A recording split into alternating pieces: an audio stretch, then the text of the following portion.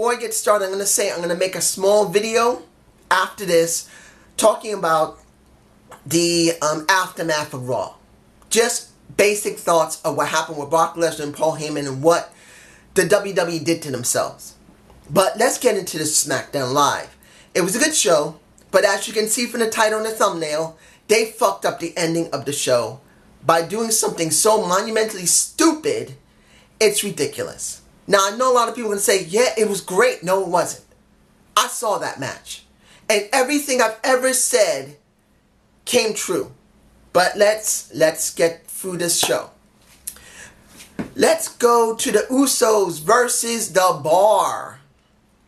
And New Day coming out at their own seats, having the pancake table. It's in my face. What the fuck was that? That just... I don't know. Look, I still love New Day. But as it stands, when it comes to the tag division in SmackDown Live, it's still better than Raw. There is no lying about that. What do you have in Raw? Almost nothing.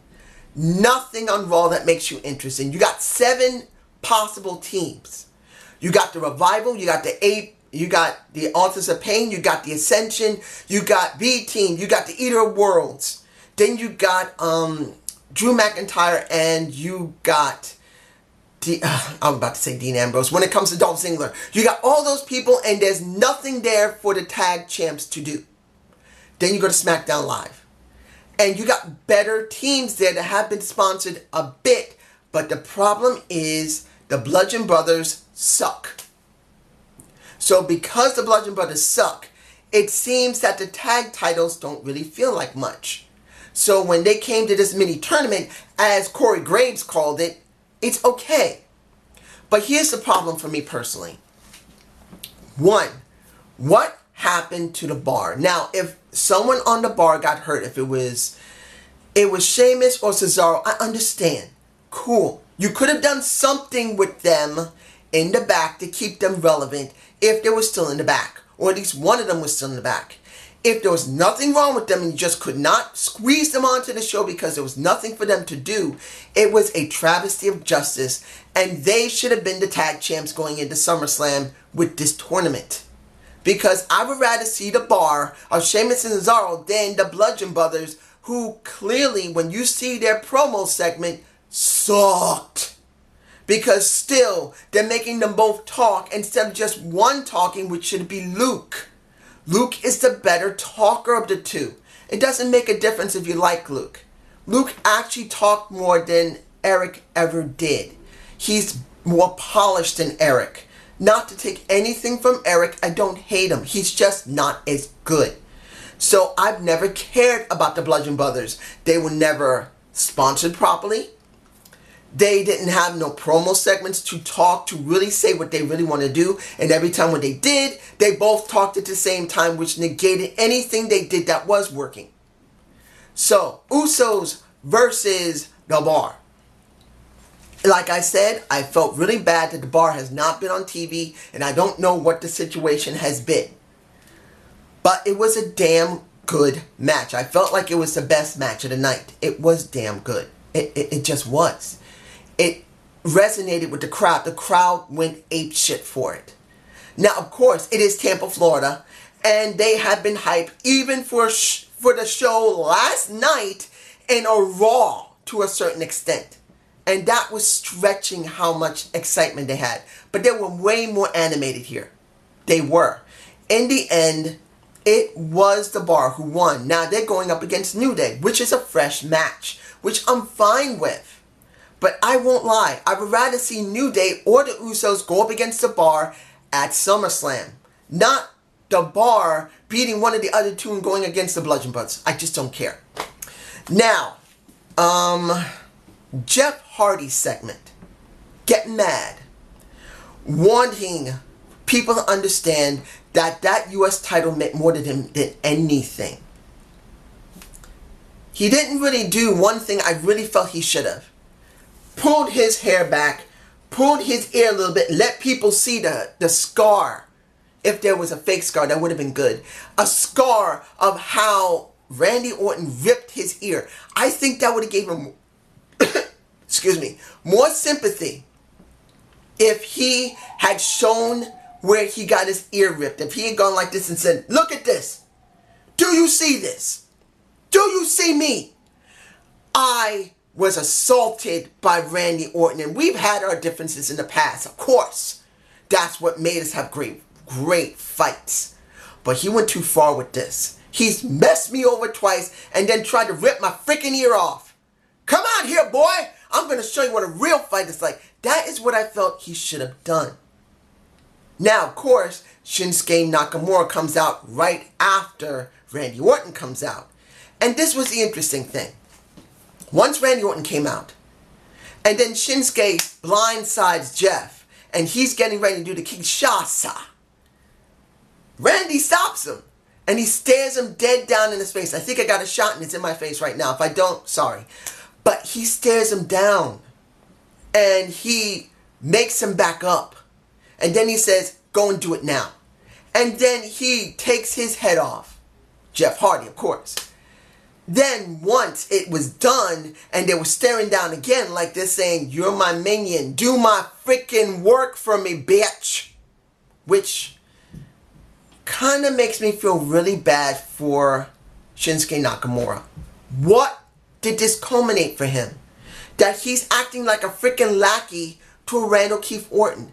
Mind you, Randall Keith Orton is hot right now as a heel. He is so freaking hot. But to have Shinsuke as like his lackey does not look good. It doesn't look good for Shinsuke. Some people say, dude, it's perfect. Shinsuke being his lackey, then he turns on him and fucks him over. Shinsuke has been booked so badly. I don't want to see him as a lackey. Even if he does get some credibility in some way, he is a badass that doesn't need to be a lackey to anybody. A Japanese man doesn't need to be a lackey to a white man from St. Louis, Missouri. Don't need it. So it just doesn't feel like it works. But I could be still wrong. I'm not going to lie. I could still be wrong. And if he does become his lackey, he could get a lot of recognition. You never know. But it just doesn't feel like it.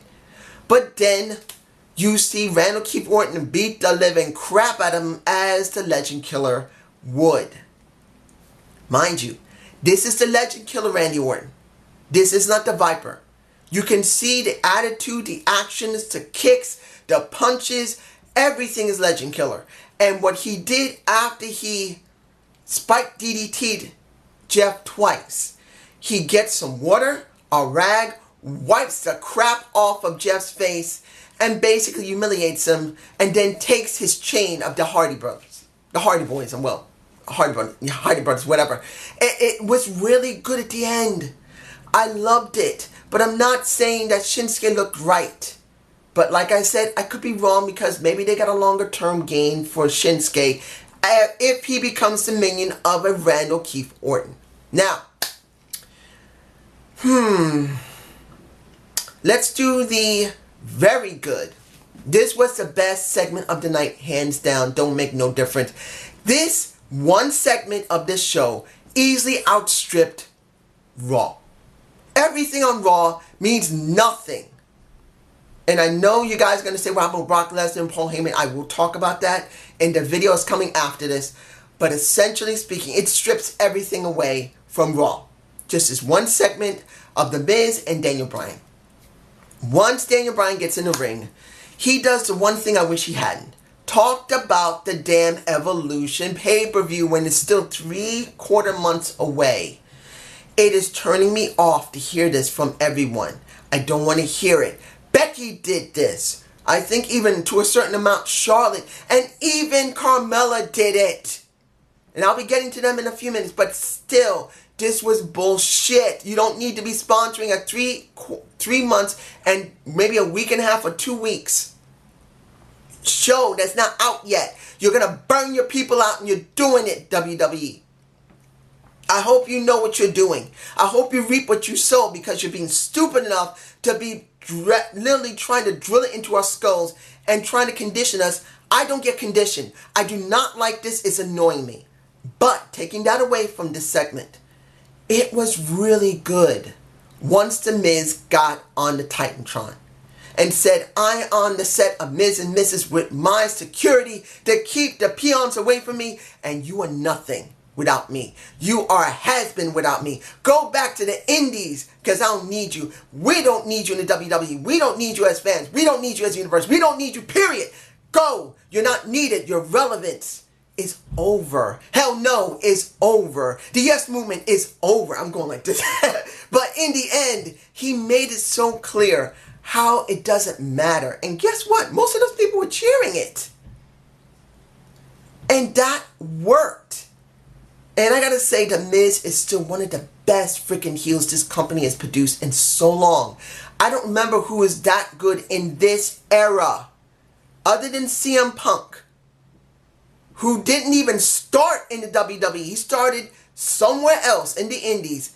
Compared to The Miz, who literally started from scratch and made himself like this, the only other person who talked just as incredibly fluent and so eloquently is CM Punk. So this is the only other person that I can see that if CM Punk ever came back to the WWE, he could have the best segments ever known in the history of that company. I'm saying it now. But anyway, once Daniel Bryan did his rebuttal back to it, pretty much saying that I do this for passion and I'm going to take you out. And guess what? No one cares. You'll never be as big as The Rock because that's what you want. You'll never be as big as John Cena, and that's saying the least. No one's going to remember you because you're nothing but a coward and you're irrelevant. And The Miz played it up very well. And I have to admit, I'm saying this for myself. Knowing how Michael Misbin is, to a certain extent, I have heard how he is. He's actually a pretty cool guy. But he does have an ego, like many wrestlers.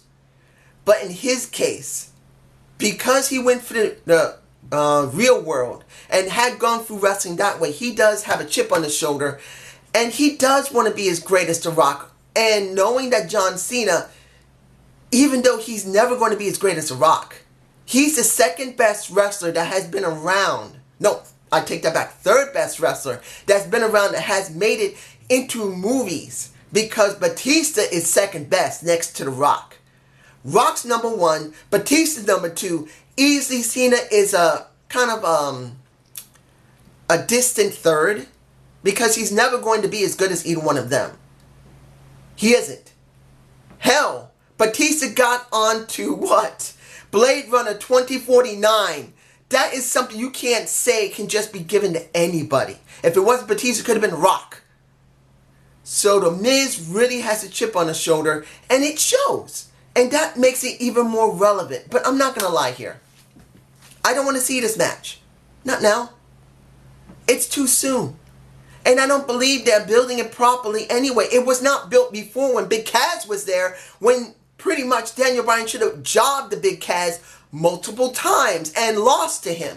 And have a reason to be even angry at The Miz. Because as it stands, he has nothing to worry about. He's beaten everybody he's gone up against. Anytime he's lost is because it's been in a triple threat. So I just don't see it here. For me personally, I don't. You can tell me if you believe there's something there, but as it stands, I don't see it. I'd rather them wait until Survivor Series to do this. Not SummerSlam. This is dumb. Unless they're going to do some swerve, I just don't see it. Now, let's go to the Becky Lynch and Carmella segment. No, wait. Let's wait. Lana versus Zelina Vega. I always mispronounce Sienna. I always say Sienna. It's Vienna. Sienna. I mispronounce things so bad. I'm just bad with names sometimes. But the match itself, what did we get? We got almost with Vega, and we had Lana by herself because Rusev wanted to be by herself. But I knew that Aiden was eventually going to come out. This is about the match quality. And of course I'll talk about what happened after the match. But the match quality itself, you can see the difference between Vega and Lana. Vega is way more polished as a wrestler than Lana. And this is one of the reasons why. And I'm not taking anything away from Lana. I still love Lana. I think she makes a great manager. as a wrestler, we barely seen her. They decide they want to have her as a manager more than a wrestler. So it's been hard for her to really become better than she is if they don't put her on house shows on main show at all. So it's obvious she's no match for Zelina Vega. Zelina Vega was a way better match for her. Way better wrestler than her. But eventually, you got Aiden English coming out, and still, even with him coming out, Vega still wins. Now, after that, I don't know why they're still pushing this. I know people don't want to see Aiden English with Rusev anymore. They want to see him away from him. But I'm being honest here. Rusev didn't get as much traction as he had without Aiden English. And Aiden English hasn't had as much traction without Rusev. They need each other. You take Rusev away from Aiden English, no matter, even if you turn him and Lana face together, it will not have the same effect. Because they need a mouthpiece for each other. That is the reason why Aiden is there. He's a mouthpiece for them both.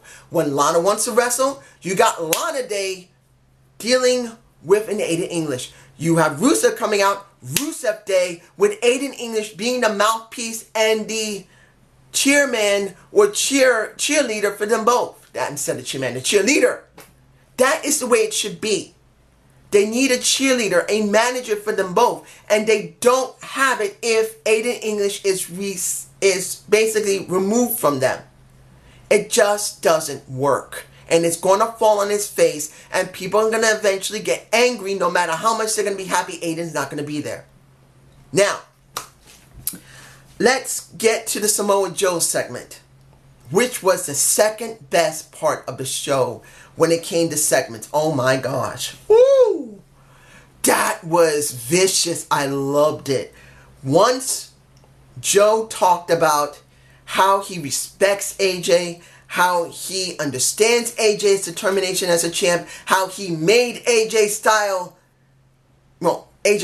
made the house that he built. He respected it. He also basically chewed his ass out saying that he's not the family man. That he doesn't give a damn about his family. How could he actually say that he's so proud when he looks in his daughter's eyes when he doesn't even see his daughter because he's not home?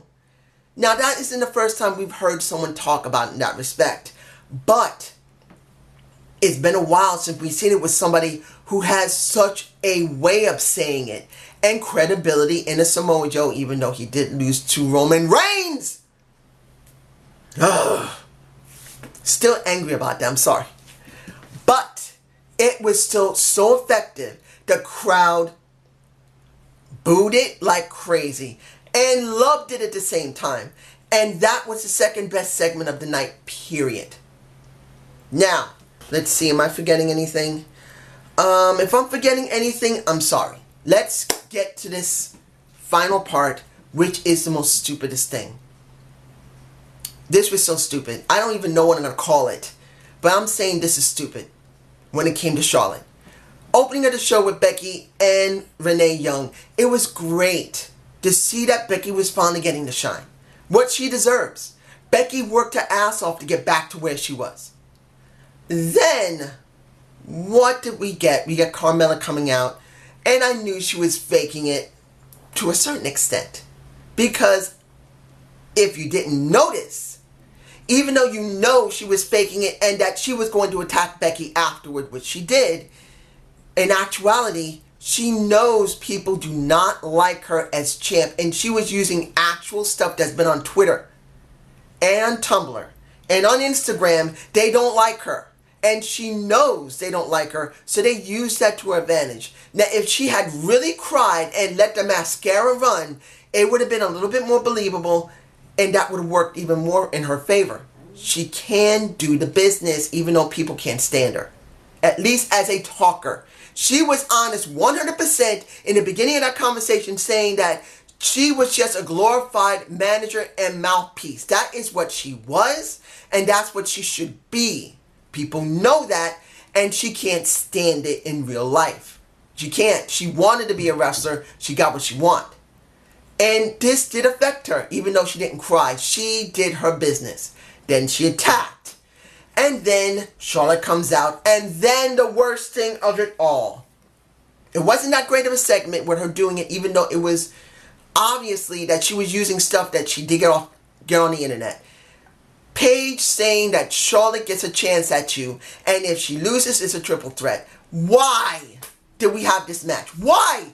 If you guys think that match was great, or better yet, you guys think that Carmella was so bad and made Charlotte bad, you need to fucking look at that match again, because Charlotte was so freaking botchy. Look, I'm not being mean to Charlotte, but her being away, getting her titties fixed, because she did pop a titty, because those are fakies. Once she came back, you can see how bad she was in the ring. She had not been practicing. Maybe she went to the performance center and exercised and maybe went in the ring a little bit. But to go all out, this woman looked way worse than she normally does. So both of them were bad, equally bad. And if you say she wasn't bad, tell me when she jumped over the top turnbuckle.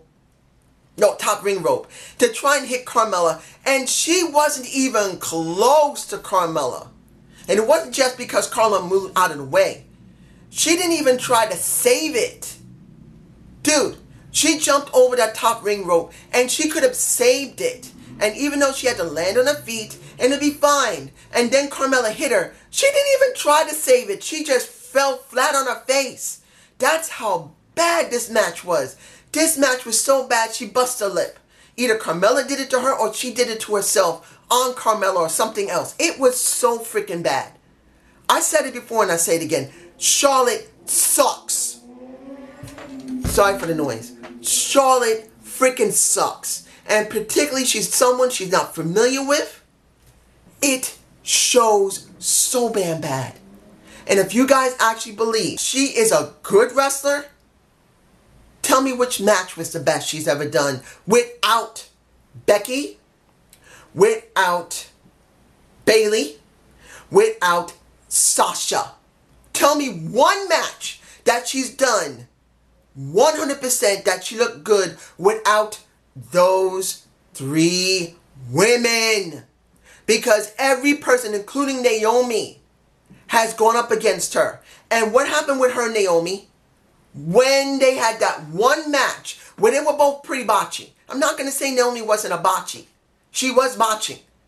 After that, when was the last time you saw Naomi go up against Charlotte? Never. Because she wasn't so familiar with her and she botched so bad. I don't know if she told them, I don't want to ever work with her again, or they said, you're not working with her again. They know there's something going on. And she knows the only people she can do the best work with is Becky, is Bayley, and is Sasha. Everybody else she goes up against, with Carmella, with Ruby Riott, with the Riott Squad, and Ascension, looks bad. And it's not just because of them, it's also because of her. Now, let's go back to this. She now has the option to go and have the SummerSlam triple threat, which I think is stupid. This should be about Becky. And then this should be about Becky dealing with Asuka, not Becky dealing with Charlotte. And then if Charlotte wins, she's going to either deal with Becky, maybe, and then she's going to have to deal with Asuka. It should not be down that road. This should be about Becky. It should be. But it's not now.